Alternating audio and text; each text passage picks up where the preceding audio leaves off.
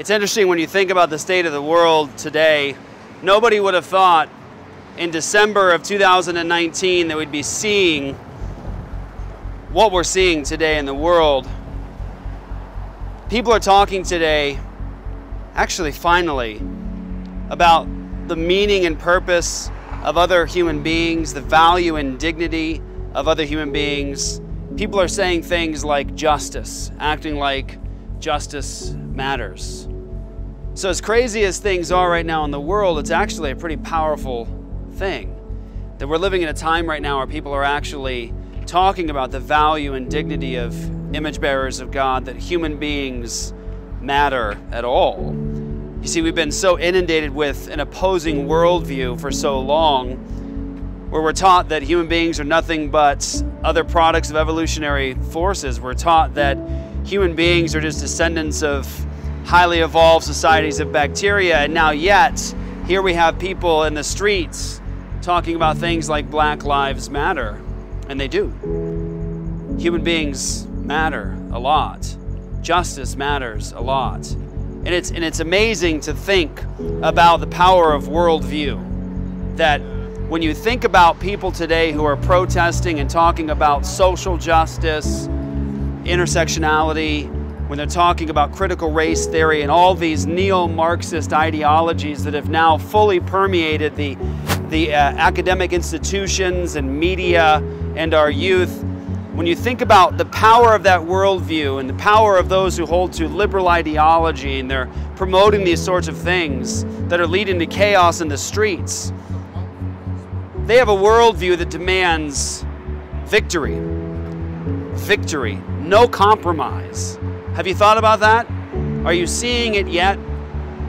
That people with an opposing perspective to the Christian worldview have a worldview and perspective of the future that demands justice, they say, and demands total victory. And they're not willing to compromise. Behind me is a city, Las Vegas. It's a city representative of an opposing worldview in many ways. It's a city that represents an opposing worldview. And how did it get here? How did we get to a place where we have a place that celebrates debauchery, that celebrates fornication? What happens here stays here is the idea. How did this thing get erected?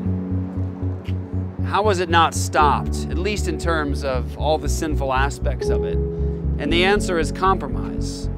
See, Christians have not had the view of Jesus, the view that he tells you to pray about. Remember? Our Father who art in heaven, hallowed be thy name.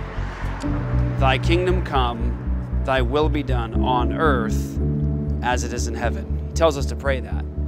So Jesus tells the church to pray that the will of the Father would be done here like it is in heaven. And he tells us that he has all authority in heaven and on earth. And he says, go and disciple the nations. Teach them to obey.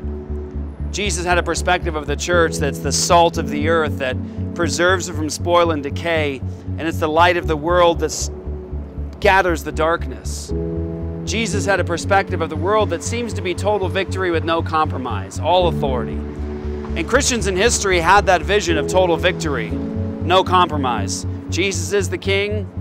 His justice counts. How do you know what his justice is? It's right here in his word. Christians have for too long compromised in the area of the authority of Jesus, the gospel, God's righteous standards in all of society and every level. We've compromised, and so we get things like this erected. We've compromised, and so we have mayhem in the streets. We've compromised so people don't understand the real value of life and the dignity of life. They don't understand what justice really is. We've compromised in so many areas.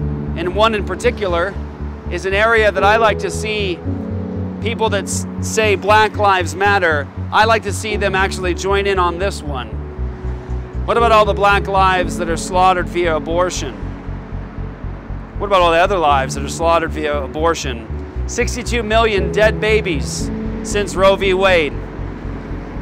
Sometimes the numbers are about 3,000 babies a day. 1,000 black lives a day. Murdered, snuffed out. Where's the justice for them? And why are we as Christians compromising on this one? Why do we yield ground to the secularists, the humanists, and to the unbelievers in this area when it comes to justice for the preborn? It's an important thought. No more compromise. Christians ought to stand for justice because God certainly does. And God commands us to hold back those who are stumbling to the slaughter, who are being led to death. Christians need to stop compromising and allowing things like this to be erected and celebrated. If we want justice, we'll stand on God's word and His standards of justice. Go to endabortionnow.com for more.